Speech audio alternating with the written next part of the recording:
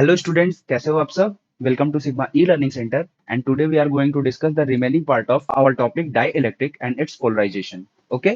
So before we start our video, please hit the like button, share our video with your friends and अगर आपने channel को अभी तक subscribe नहीं किया हुआ है तो प्लीज चैनल को अभी सब्सक्राइब कर दो। तो चलिए सर वीडियो को स्टार्ट करते हैं। ये वीडियो थोड़ा सा डिफरेंट फॉर्म में होगा क्योंकि यहाँ पे थ्योरी बहुत ज्यादा थी तो मैंने थ्योरी को लिख दिया है और मैं आपको एक्सप्लेन करते चलूंगा क्योंकि ये जो पार्ट है ये बहुत सारे वीडियोस मैंने भी देखे बट वहां मुझे कोई एक्सप्लिसिट एक्सप्लेनेशन नहीं मिली तो इसीलिए मैंने इसको थोड़ा सा डिटेल में बनाया है। आई होप आपको पसंद आएगा। चलिए सर स्टार्ट करते हैं। सर पहला टॉपिक है पोलराइजेशन वेक्टर। अब पोलराइजेशन वेक्टर तो आपको पढ़ा दिया गया था लास्ट लेक्चर में बट इसका काम है इसलिए मैं एक बार यहीं से स्टार्ट कर रहा हूँ। तो बेटा देखो क्या होता है कि सबसे पहले आपको बताया गया था पोलराइजेशन क्या होता है। तो basically polarisation is a process of separating the centres of positive and negative charges and thus creating a dipole. मतलब एक इलेक्ट्रिकली न्यूट्रल एटम आप लेते हो, उसको इलेक्ट्रिक फील्ड में ले जाते हो और उसके इलेक्ट्रॉन्स और प्रोटॉन्स के बीच में एक सेपरेशन क्रिएट करते हो और वो कैसे वर्क करने लगता है, एक डाइपोल की तरह वर्क करने लगता है। और जब वो एक डाइपोल की तरह वर्क करता है तो उसके पास अपना एक डाइपोल मोमेंट आ जाता है जिसकी डायरेक्शन इलेक्ट्रिक फील्ड की डायरेक्शन के अलोंग होती है। तो ये जो प्रोसेस था इसको हम पोलराइजेशन बोलते थे। तो अगर कहीं पोलराइजेशन हो रहा है तो वो किस क्वांटिटी में हो रहा है, कहीं तो मेजर करोगे ना। जैसे वेट को आप केजी में मेजर करते हो, लेंथ को आप मीटर में मेजर करते हो, टाइम को आप सेकंड में मेजर करते हो। तो अगर किसी डाइइलेक्ट्रिक मटेरियल में पोलराइजेशन हो रहा है तो उसको आप कैसे मेजर करोगे? तो उसकी मेजर के लिए ये वेक्टर पी इंट्रोड्यूस किया गया, पोलराइजेशन वेक्टर। ये बताता है बेटा कि अगर आपके पास एक डाइइलेक्ट्रिक है, ठीक है, ये छोटा सा डाइइलेक्ट्रिक है, इसका टोटल वॉल्यूम V है, आपने एक्सटर्नल इलेक्ट्रिक फील्ड अप्लाई करी, अब इसकी वजह से इसमें कितना पोलराइजेशन हुआ उसको आप कैसे कैलकुलेट करोगे? अब आप पोलराइजेशन तो नहीं कैलकुलेट कर सकते ना, लेकिन पोलराइजेशन की वजह से क्या क्रिएट हो रहा है? Dipole moment. तो इस नेट वॉल्यूम में कितना नेट डाइपोल मोमेंट क्रिएट हुआ है उसको तो आप मेजर कर सकते हो। तो डाइपोल मोमेंट अपॉन वॉल्यूम ये बताता है पोलराइजेशन वेक्टर। ठीक है, अब देखो ये फिगर जो है ये मैंने पहले ही आपको बना के दिखा दिया था पर मैं आपको एक छोटा सा एटम और दिखा दे रहा हूँ। मान लो बेटा अगर नॉन पोलर एटम था तो वो कैसे होता था? ऐसे होता था। उसका सेंटर ऑफ पॉजिटिव चार्ज और सेंटर ऑफ निगेटिव चार्ज दोनों कंसाइड करता था तो इसमें कोई डाइपोल नहीं होता था। लेकिन जब इसको आप इलेक्ट्रिक फील्ड में रखते थे, जब इसको आप इलेक्ट्रिक फील्ड में रखते थे तो क्या होता था? ये कैसे बिहेव करने लगता था? इसका जो निगेटिव चार्ज होता था बेटा वो स्लाइटली इधर आ जाता था, पॉजिटिव चार्ज स्लाइटली इधर आ जाता था और इनके बीच में एक सेपरेशन क्रिएट हो जाता था। और आपको पता है चार्जेस तो सेम ही होंगे, तो चार्ज इनटू सेपरेशन क्या होता है? डाइपोल मोमेंट होता है। अगर दोनों चार्जेस आइडेंटिकल हैं, अब दोनों चार्जेस आइडेंटिकल हैं क्वांटिटी में, बस उनका साइन जो है वो डिफरेंट है, यही तो डाइपोल होता है ना। तो ये डाइपोल मोमेंट हो गया। And you know the direction of electric dipole moment is always from negative charge to positive charge. So basically it is along the direction of electric field. क्योंकि देखो बेटा निगेटिव चार्ज हमेशा electric field की जो direction है उसके opposite direction में move करेगा। क्योंकि आपको ये मैंने बताया है सब कुछ। F1 is equal to minus Q E where F1 is the force applying on the negative charge. तो सीधी सी बात है ये इलेक्ट्रिक फील्ड की डायरेक्शन के अपोजिट जाएगा और जो पॉजिटिव चार्ज है वो इलेक्ट्रिक फील्ड की डायरेक्शन के अलोंग रिपेल होगा। तो इन दोनों के बीच में जो डाइपोल बनेगा उसका डाइपोल मोमेंट हमेशा निगेटिव से पॉजिटिव की तरफ होता है। तो निगेटिव से पॉजिटिव की तरफ जब आप एक लाइन ड्रॉ करोगे तो वो अलोंग द इलेक्ट्रिक फील्ड होगी। ये चीज थी। और इसके बाद मैंने आपको बताया था बेटा कि अगर ऐसे एक तो एटम होगा नहीं, ऐसे बहुत सारे एटम होंगे तो होता क्या है, जो जो इनके कॉर्नर्स होते हैं डाइलेक्ट्रिक के, मतलब डाइलेक्ट्रिक रखा होगा तो किसी चीज में रखा होगा ना, कंडक्टिंग प्लेट्स के बीच में रखा होगा सपोज करो। तो ये कंडक्टिंग प्लेट्स के किनारे किनारे निगेटिव चार्ज आ जाता है और दूसरे किनारे पे पॉजिटिव चार्ज आ जाता है। और अंदर के जो चार्जेस रहते हैं ये बिल्कुल न्यूट्रल हो जाते हैं क्योंकि इनके ऊपर फिर कोई फर्क नहीं पड़ता है। ठीक है, अब देखो बेटा ये पॉजिटिव चार्ज है, ये निगेटिव चार्ज है। अब पॉजिटिव चार्ज से निगेटिव चार्ज की तरफ एक फील्ड जनरेट होगी। जितना ज्यादा आप पोलराइजेशन करोगे उतने ज्यादा चार्जेस कॉर्नर पे आएंगे। पोलराइजेशन का मतलब ही क्या है? यही है ना कि आप चार्ज सेपरेट कर रहे हो। तो जब आप चार्ज सेपरेट करोगे तो जाहिर सी बात है पॉजिटिव और निगेटिव चार्ज एक दूसरे से दूर होंगे और जब वो दूर होंगे तो वो इलेक्ट्रिक फील्ड भी तो क्रिएट करेंगे। और ये इलेक्ट्रिक फील्ड, इसको आप इंड्यूस्ड इलेक्ट्रिक फील्ड या electric field due to polarisation बोलते हो। इसको ईपी या फिर ईआई से डिनोट करते हो। अब आप आई का मतलब इंड्यूस्ड रखो या आई का मतलब इंटरनल रखो, पी का मतलब पोलराइजेशन रखो या जो भी रखो, पर ये मैंने आपको बता दिया जो इंटरनल इलेक्ट्रिक फील्ड होती है। और जो एक्सटर्नल इलेक्ट्रिक फील्ड आप अप्लाई करते हो उसकी डायरेक्शन के अपोजिट होती है जो इंड्यूस्ड फील्ड होती है या जो electric field due to polarisation होती है। तो एक बात बताओ बेटा, अगर ये 100 न्यूटन पर कूलम है, अगर ये 100 न्यूटन पर कूलम है और ये जो पोलराइजेशन वाली फील्ड है ये 20 न्यूटन पर कूलम है, तो जो आपका आउटपुट निकल के आएगा वो 80 ही होगा ना, क्योंकि दोनों की डायरेक्शन क्या है, अपोजिट है। और ये जो इलेक्ट्रिक फील्ड होती है ये एक वेक्टर क्वांटिटी है, आप दोनों का एडिशन करोगे, जिसकी डायरेक्शन अपोजिट रहेगी वो सब्सट्रैक्ट हो जाएगा। तो ये अगर हम इस डायरेक्शन को पॉजिटिव मान रहे हैं तो 100 न्यूटन पर कूलम, और ये पॉजिटिव डायरेक्शन के अपोजिट है, दैट मीन्स निगेटिव में जाएगा, निगेटिव का 20 न्यूटन पर कूलम। और जब आप इनको ऐड करोगे तो 80 न्यूटन पर कूलम आएगा। तो बेसिकली एक रिजल्ट क्या निकल के आया कि जो नेट इलेक्ट्रिक फील्ड आती है after passing a dielectric medium, वो हमेशा जो आपकी ई ओरिजिनल होती है, इसको हम ई ओरिजिनल या ई एक्सटर्नल या ई आउटसाइड आप बोल सकते हो, मैं इसको ई ओरिजिनल लेके चल रहा हूं, मतलब जो ओरिजिनल इलेक्ट्रिक फील्ड आपने अप्लाई करी थी एक्सटर्नल, तो ये हमेशा ई ओरिजिनल से कम होती है, क्योंकि इसमें से पोलराइज्ड इलेक्ट्रिक फील्ड का मैग्नीट्यूड सब्सट्रैक्ट हो जाता है। तो ये एक रिलेशन है जिसको आप याद रखेंगे। ओके, आइए चलते हैं आगे। अब यहाँ पे बेटा कुछ थ्योरी लिखी हुई है, इसको आप स्क्रीन पॉज करके पढ़ लेना, मैं आपको एक्सप्लेन कर रहा हूँ, मैं थ्योरी सिर्फ आपके नोट्स के लिए लिख दिया हूँ, मुझे इससे कोई मतलब नहीं है, आप इसको पढ़ लेना पॉज करके, ठीक है। एक ये वाला और एक ये वाला, ये दोनों पढ़ लेना आप। अब चलो हम लोग चलते हैं, इसमें जो लिखा हुआ है उसको समझते हैं, थ्योरी तो आपको बुक में भी मिल जाएगी। अब आओ बेटा, इसको हम प्रैक्टिकली समझते हैं फिगर से। बेटा सपोज करो कि दो मेटल प्लेट्स हैं, ठीक है, ये आपकी दो मेटल प्लेट्स हैं, इसको मैं लेफ्ट प्लेट का नाम दे रहा हूं, इसको मैं राइट प्लेट का नाम दे रहा हूं। इनका सरफेस एरिया ए है और इनके बीच का जो गैप है वो डी है। मतलब जो वॉल्यूम हो जाएगा इन दोनों प्लेट्स के बीच में जिसपे डाइलेक्ट्रिक रखा हुआ है, या basically volume of dielectric material, वो क्या हो जाएगा, area into the gap between them, area of plate into the gap between them. मतलब इसी में तो भरा जाएगा ना आपका डाइलेक्ट्रिक पूरा। ओके, अब बेटा जब आपको पता है आप एक्सटर्नल इलेक्ट्रिक फील्ड अप्लाई करोगे ई आउटसाइड, तो बेटा पोलराइजेशन होगा, और पोलराइजेशन की वजह से चार्जेस कहाँ आएंगे, प्लेट्स पर आएंगे, प्लेट्स पर आएंगे। एक प्लेट पे निगेटिव चार्ज जाएगा, एक प्लेट पे पॉजिटिव चार्ज जाएगा, लेफ्ट प्लेट पे निगेटिव, राइट प्लेट पे पॉजिटिव। तो बेटा ये सारे चार्जेस छोटे छोटे चार्ज होंगे, Q1 Q2 Q3 Q4। तो इन सबको बेटा अगर हम कंबाइंडली अज्यूम कर लें कि लेफ्ट प्लेट पे टोटल चार्ज माइनस क्यू है, नेट चार्ज इन सबका सम जो है वो माइनस क्यू है, और जो राइट प्लेट है इस पे जो चार्ज है उसको हम कंसीडर कर लें कि भैया प्लस क्यू है। तो अब एक बात बताओ बेटा, क्या इन दोनों के बीच में एक सेपरेशन डी है, बिल्कुल है। तो क्या बेटा अब ये एक डाइपोल की तरह नहीं बिहेव कर रहा है, एक डाइपोल की तरह नहीं बिहेव कर रहा है, जहां पे एक साइड माइनस क्यू है एक साइड प्लस क्यू है। अब इसको हम काफी बड़ा डाइपोल अज्यूम कर रहे हैं, ठीक है। ये मत समझना सर कहाँ था मैंने, मतलब अज्यूम किया हुआ है आपको समझाने के लिए कि बेटा देखो, अगर ये सारे छोटे छोटे चार्जेस हैं तो इनको हम कह सकते हैं कि प्लेट के ऊपर एक बड़ा चार्ज माइनस क्यू है, जो इन सारे चार्जेस के सम के बराबर है। और सेम राइट प्लेट पे सारे पॉजिटिव चार्ज के सम के बराबर हमने एक चार्ज प्लस क्यू रख दिया, और इनके बीच का जो गैप है वो क्या हो गया, डी हो गया। तब बेटा ये डाइपोल की तरह वर्क करेंगी ये प्लेट्स, और इनका डाइपोल मोमेंट भी होगा, तो इनका डाइपोल मोमेंट पी क्या हो जाएगा, मैग्नीट्यूड ऑफ आइदर चार्ज। हमें मैग्नीट्यूड से मतलब होता है, साइन से मतलब होता नहीं, तो हमने क्या किया, magnitude of charge Q into D, क्या हो गई, डिस्टेंस। अब आपको क्या निकल के आ गया है, आपको डाइपोल मोमेंट पता चल गया और आपको वॉल्यूम पता चल गया। तो जो पोलराइजेशन वेक्टर होता है बेटा उसका फॉर्मूला आपने पढ़ा हुआ है जस्ट अभी, क्या होता है, net electric dipole moment upon volume of dielectric material, यही होता है।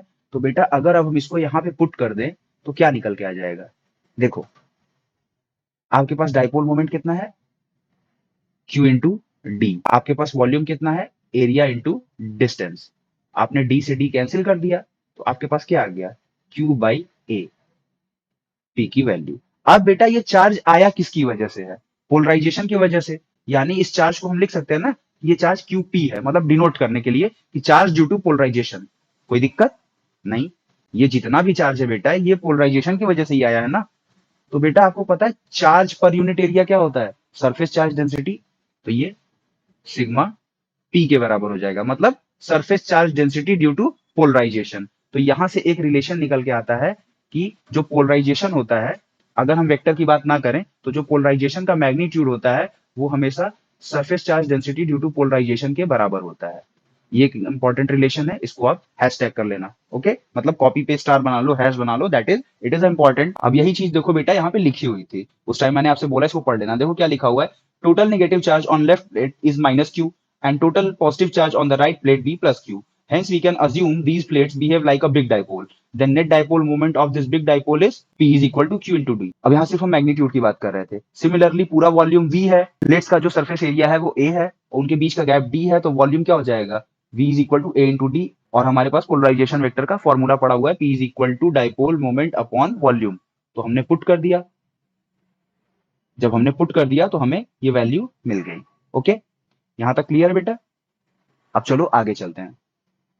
हाँ जी बेटा, आओ फिर से यही केस अज्यूम करते हैं, बस इसका रिजल्ट इस बार कुछ और होगा।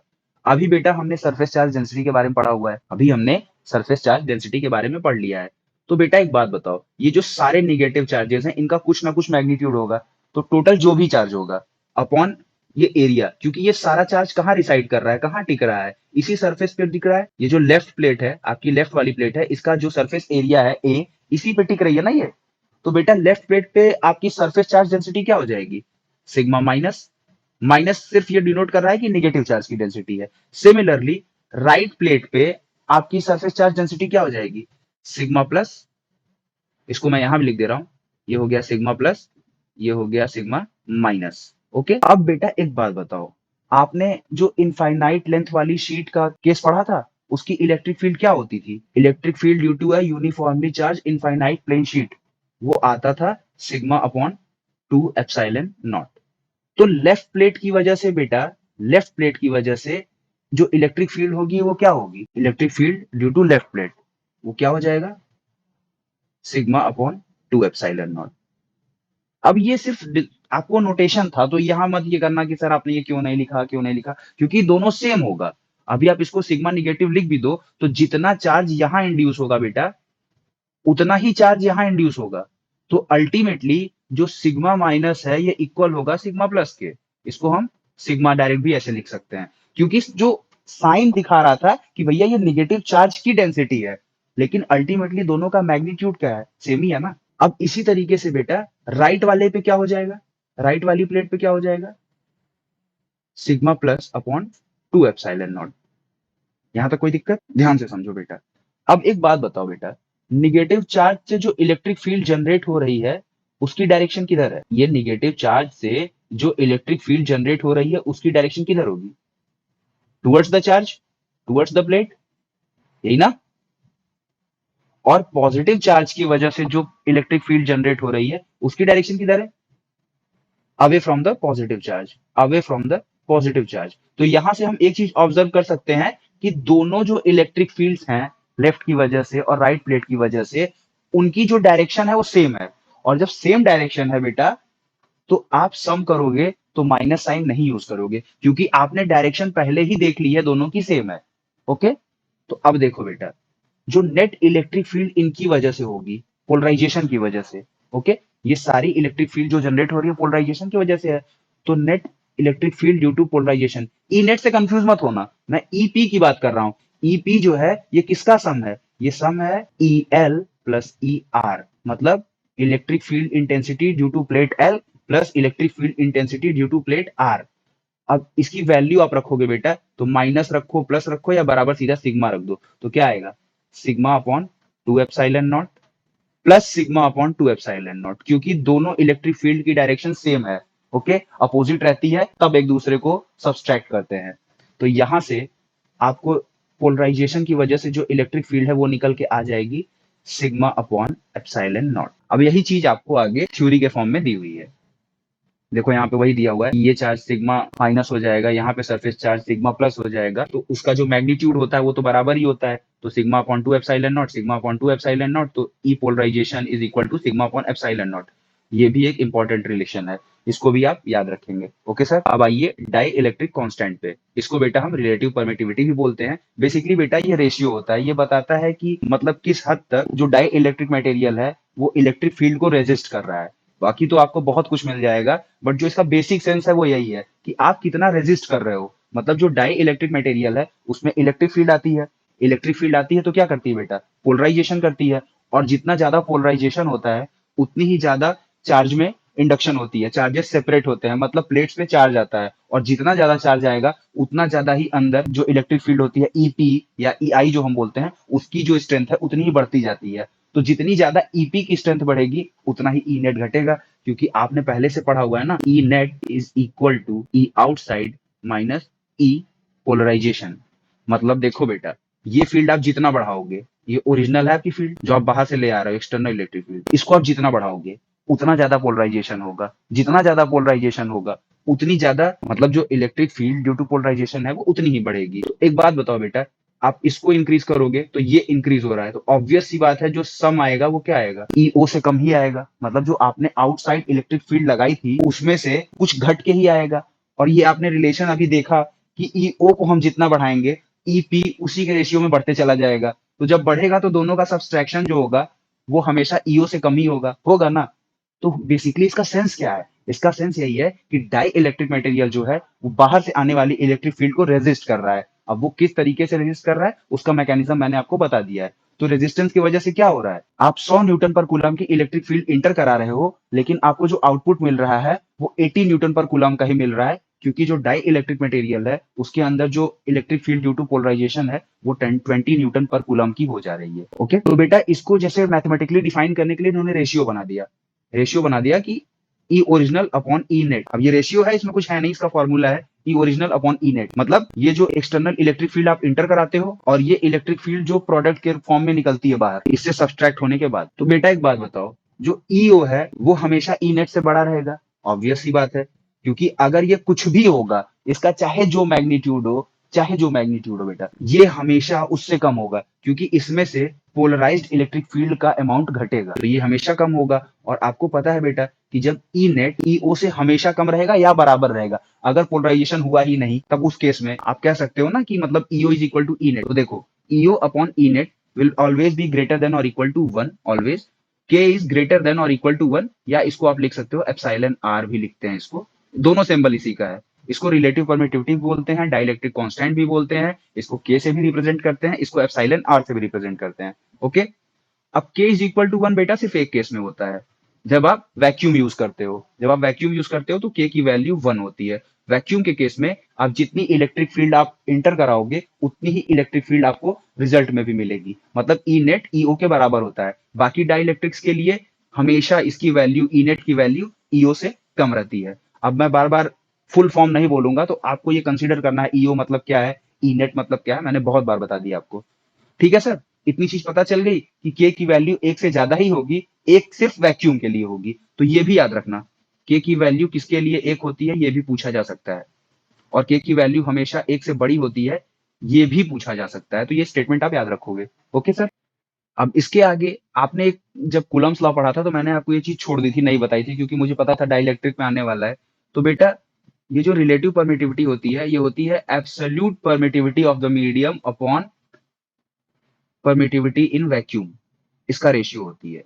वही चीज है, अगर आप ये देखो यहाँ पे आपको ईओ दिया हुआ है, ईओ मतलब 1/4 पाई एप्सिलॉन नॉट वाला सीन रखोगे, यहाँ पे आप एप्सिलॉन रखोगे, तो ऑब्वियस ही बात है एप्सिलॉन ऊपर आएगा और एप्सिलॉन नॉट नीचे जाएगा। क्योंकि जब आप एक्सप्रेशन लिखते हो तो आप कैसे लिखते हो, 1/4 पाई एप्सिलॉन नॉट ना into Q upon R square.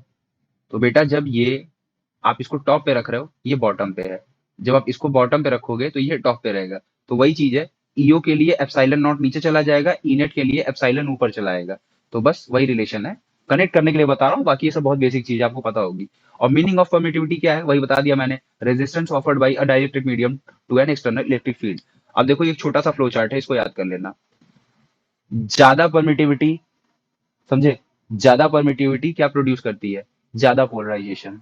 ज्यादा पोलराइजेशन मतलब ज्यादा पोलराइज्ड इलेक्ट्रिक फील्ड, ज्यादा पोलराइज्ड इलेक्ट्रिक फील्ड मतलब लेस ई नेट। सीधी बात है, जो नेट इलेक्ट्रिक फील्ड निकल के आएगी वो उतनी ही कम रहेगी। ये आप याद रखना, ये रिलेशन, इससे आपका पूरा कॉन्सेप्ट हमेशा बधा रहेगा।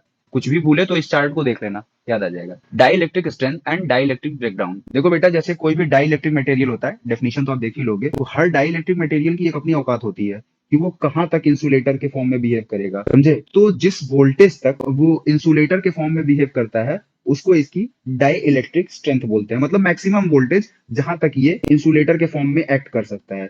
अभी बेटा अब आप इसको ऐसे समझो ध्यान से, ये थ्योरेटिकल चीज है, बस मैं आपको अज्यूम करा रहा हूँ। मान लो बेटा कि ये आपका एक एटम था, ओके, आपने इसको इलेक्ट्रिक फील्ड से इंट्रोड्यूस करवाया, इलेक्ट्रिक फील्ड से इंट्रोड्यूस होते ही ये माइनस और प्लस में सेपरेट हो गया with in the atom, atom के बाहर नहीं गया, विद इन द एटम है।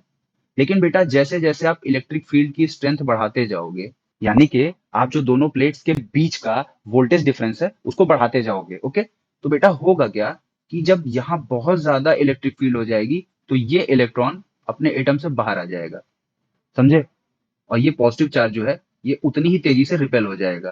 तो ऐसा बहुत ढेर सारे जब एटम्स के साथ होगा तो आपको यहाँ पे फ्री इलेक्ट्रॉन्स मिल जाएंगे। Free electron.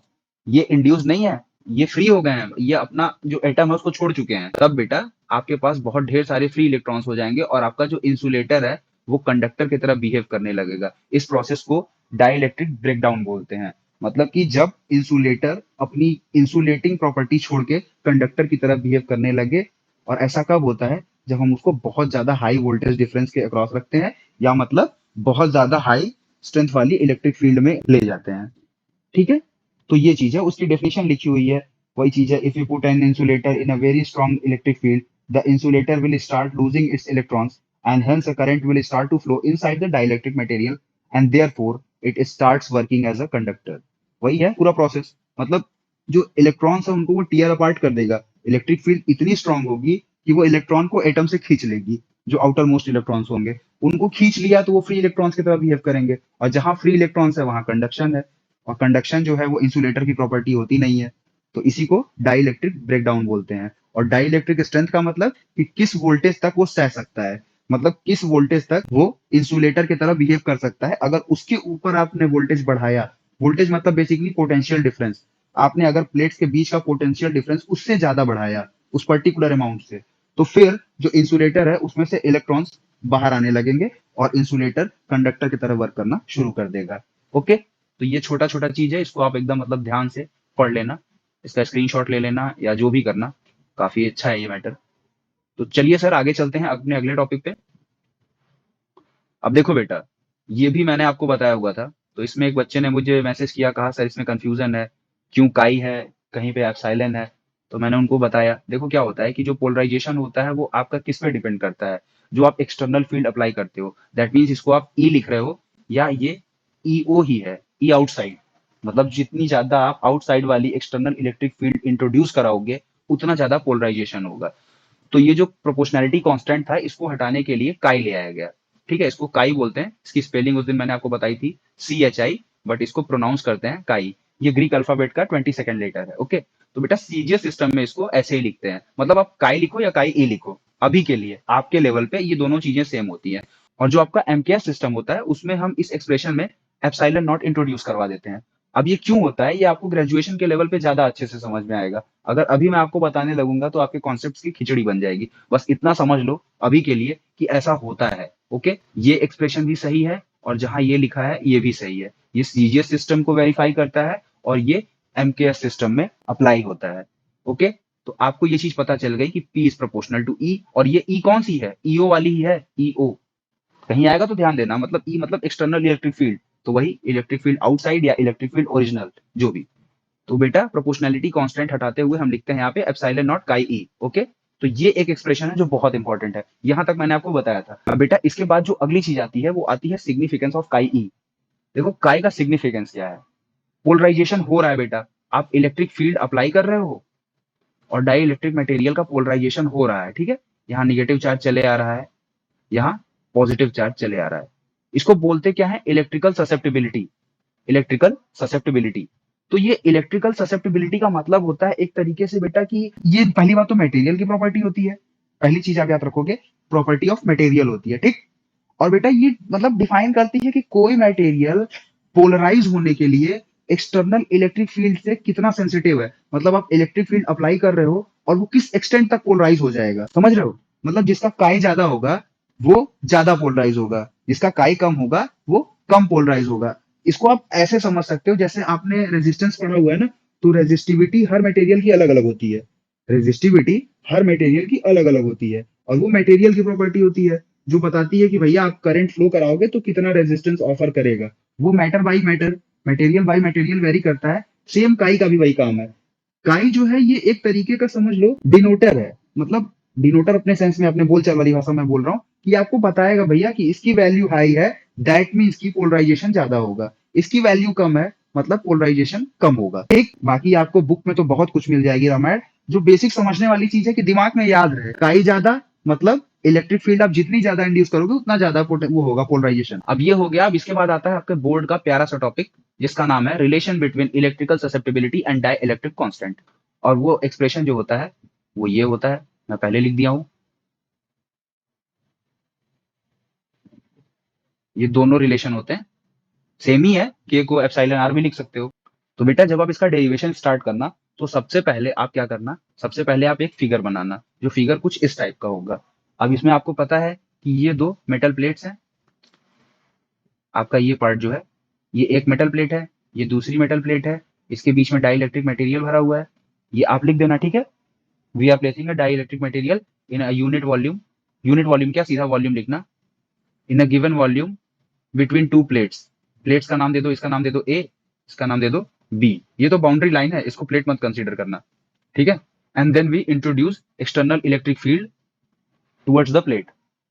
अब देखो इलेक्ट्रिक फील्ड आएगी, पोलराइजेशन होगा, पोलराइजेशन होगा, चार्जेस कॉर्नर पे आएंगे, चार्जेस कॉर्नर पे आएंगे, तो चार्ज डेंसिटी डेवलप होगी, चार्ज डेंसिटी डेवलप होगी, उसके बाद आपको इंटरनल इलेक्ट्रिक फील्ड या electric field due to polarization भी मिलेगा। जब इतना प्रोसेस हो जाएगा, तो बाहर आपको ई नेट मिलेगा। इतना तो आपको पता है, ये सारी चीजें कम से कम 3 बार रिपीट हो चुकी हैं। तो बेटा जो ई नेट होता है, ई नेट,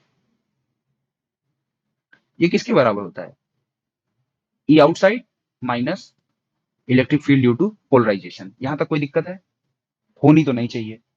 तो बेटा एक बात बताओ, अगर हम पूरे एक्सप्रेशन को बेटा हम किससे डिवाइड कर दें, ई नेट से डिवाइड कर दे रहे हैं, तो यहाँ क्या आ जाएगा, 1 आ जाएगा, E net upon E net 1 आ जाएगा। यहाँ क्या आ जाएगा, E O upon E net minus E P upon E net. अब यहां से अपना दिमाग लगाना, क्योंकि मैंने जितने भी अभी तक आपको कॉन्सेप्ट बताए थे सब यहाँ पे लगने वाले हैं। एक बात बताओ बेटा, क्या ये के की डेफिनेशन है, ratio of electric field without dielectric medium to the electric field with dielectric medium. तो इसको हम के लिख सकते हैं, इसको हम के लिख सकते हैं, या फिर हम इसको ई आर लिख सकते हैं, एप्सिलॉन और, सॉरी, एप्सिलॉन और लिख सकते हैं, ठीक है। अब बेटा देखो यहाँ पे क्या बचा, ई पी अपॉन ई नेट बचा, इसको यहीं पे छोड़ दो, अभी इसको अभी यहीं पे छोड़ दो। अब बेटा एक बात बताओ, जो पोलराइजेशन की वजह से इलेक्ट्रिक फील्ड थी उसको हमने कैसे निकाला था, electric field due to negative charge density plus electric field due to positive charge density.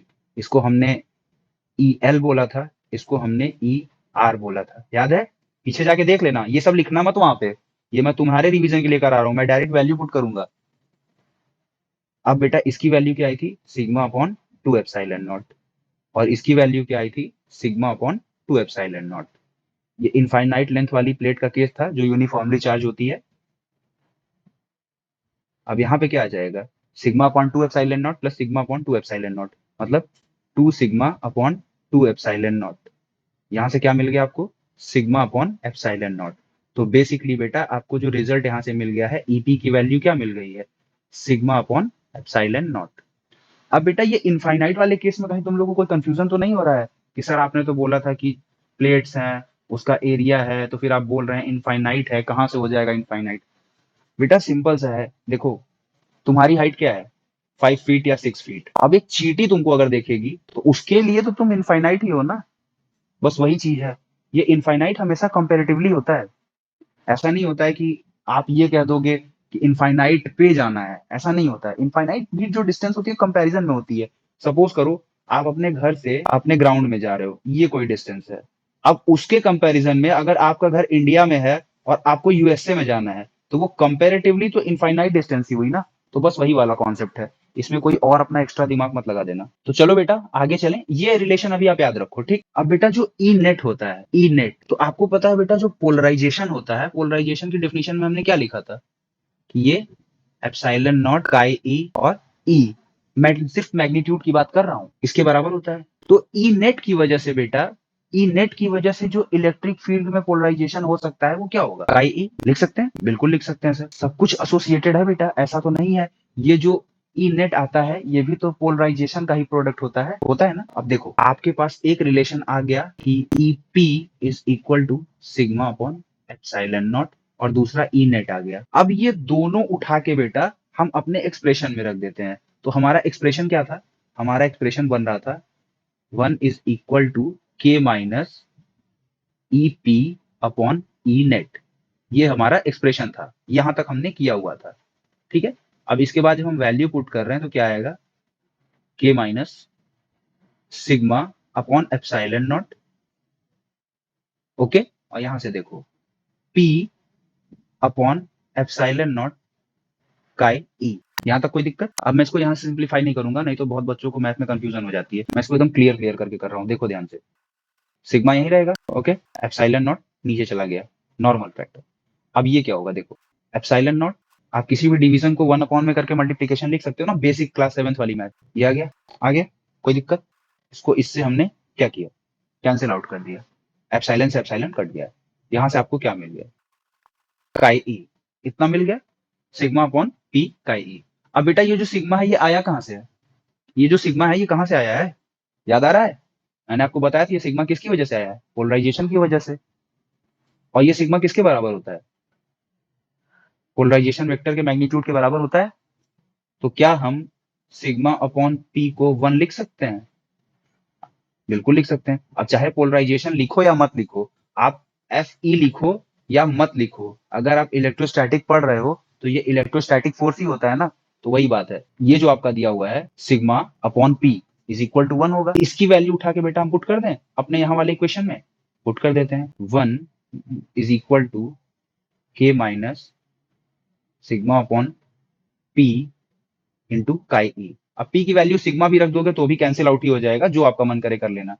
तो यहां से इस एक्सप्रेशन की वैल्यू क्या आ गई, 1 के माइनस काई ए। तो के की वैल्यू क्या आ गई, 1 प्लस काई ई। अब देखो के को आप एप्सिलॉन आर भी लिखते हो तो आप इसको, ठीक है, यहां से आप इसको ये भी लिख सकते हो। अब बेटा एक बात बताओ, वैक्यूम के लिए के की वैल्यू क्या होती है, मैंने आपको बताया है, फॉर वैक्यूम के इज इक्वल टू 1 होता है बेटा। 1 वैल्यू पुट कर दो एक्सप्रेशन में, 1 is equal to 1 plus chi ई। तो काई ई की वैल्यू क्या आ गई वैक्यूम के लिए, 0 फॉर वैक्यूम। तो यहाँ पे आपका ये टॉपिक खत्म होता है और इसका रिवीजन आप जरूर से कर लीजिएगा। ये टास्क है मेरा आप लोगों के लिए, इसका रिवीजन करिए, इसको 1 से 2 बार कॉपी पे लिख लीजिए। अगर कोई दिक्कत आ रही है तो कमेंट बॉक्स में आप कमेंट कर सकते हो। लेक्चर पसंद आया तो भी कमेंट करके बताना। वीडियो को लाइक करो, चैनल को सब्सक्राइब कर देना, अपने फ्रेंड्स के साथ शेयर कर देना। और ये बोर्ड एग्जाम का इंपॉर्टेंट क्वेश्चन है, इसको लगाना भूलना मत। मैं बार बार बोल रहा हूँ, ये जितनी चीजें मैंने आपको बताई हैं, आप 10 वेबसाइट सर्च कर लोगे तो शायद आपको मिक्स करके भी उतना कंटेंट नहीं मिलेगा जितना मैंने आपको इसमें दिया है, एकदम सिंपल वर्ड्स में। तो इसको आप करो। और बोर्ड एग्जाम के लिए तो हमारी प्लानिंग बहुत अच्छी है। सिलेबस थोड़ा पीछे चल रहा है क्योंकि सारा काम अकेले ही करना पड़ता है, कंटेंट पे रिसर्च से लेके वीडियो एडिटिंग तक, पोस्टिंग तक सब कुछ अकेले करना पड़ता है और अपनी भी पढ़ाई है। तो ये है, बट मैंने आपके लिए प्लान किया हुआ है। मैं इस बार बोर्ड की एग्जाम की प्रिपरेशन आप लोगों को बहुत अच्छे से करवाऊंगा। सारे प्रीवियस ईयर क्वेश्चंस का पूरा एक वीडियो सीरीज चलेगा जहां पे हम और आप लाइव बैठ के क्वेश्चंस को डिस्कस करेंगे। फ्री ऑफ कॉस्ट रहेगा ऑफ कोर्स, मेरा ऐसा कोई इरादा नहीं है कोई ऐप वैप बनाने का। तो आप लोग बस फॉलो करिए, अपने दोस्तों के साथ शेयर करिए, आप मुझे सपोर्ट करिए, मैं आपको सपोर्ट करता हूँ। तो बस मिलते हैं अगले लेक्चर में, तब तक पढ़ते रहिए, मस्त रहिए, रिवीजन करते रहिए। एग्जाम कभी भी आ जाएगा बेटा, पता नहीं चलेगा।